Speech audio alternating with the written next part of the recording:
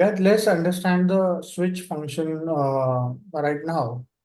Now, what switch function does is it's more or less similar like if, but it gives you an expression which would help you to give a value to a list of parameters or list of options that are available in your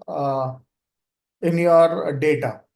Yeah, what it will do is it will first match the first case and it will give you a corresponding answer to it. Yeah. Now let's put the formula as such. So it is like is equal to switch. So when I try to use it, it will automatically show you it has to put you have to put an expression. Then you have to put a case and the value that you want to put against each. Yeah, and then there is an optional default value which you can add at the end. Yeah.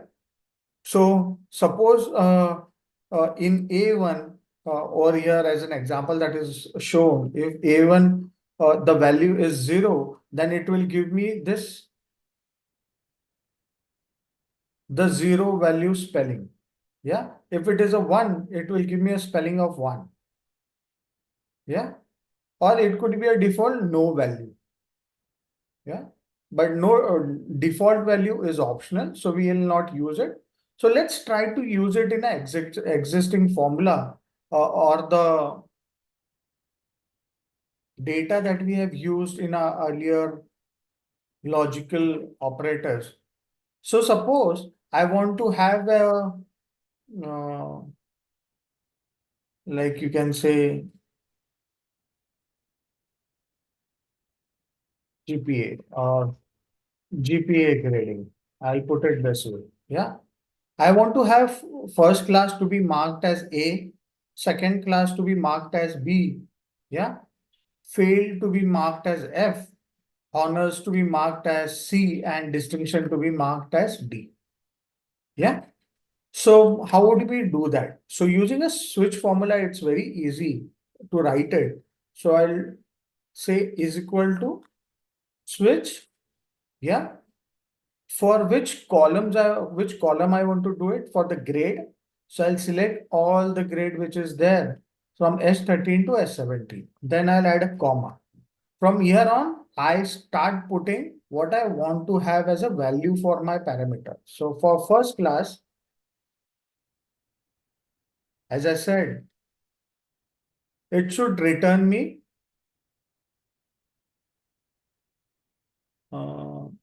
A should be distinction, A should be honors, B should be distinction. So this should be C.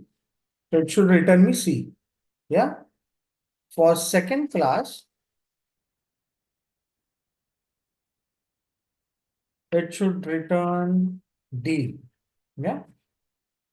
For honors, my spelling is right. Okay. It should return A. Yeah. And for distinction, it should return me a value which is B, or it will mark me as failed. Its default value would be F. Yeah. So I'll press enter. You can see my switch formula has automatically graded all these grades to an alphabet or a GPA grading. You can say A, B. I can do it A plus, B plus, depending on the number that I get. Yeah. But this is the simplest way you can use instead of ifs. Yeah. If I have to use ifs, I would have given if this is equal to first class, then if I would have to use nested ifs. But this is a very simple formula. And again, let me repeat it. So what I have to do is I have to write this formula as switch. Then I have to uh, list down the column for which I want to replace it with some values. I'll give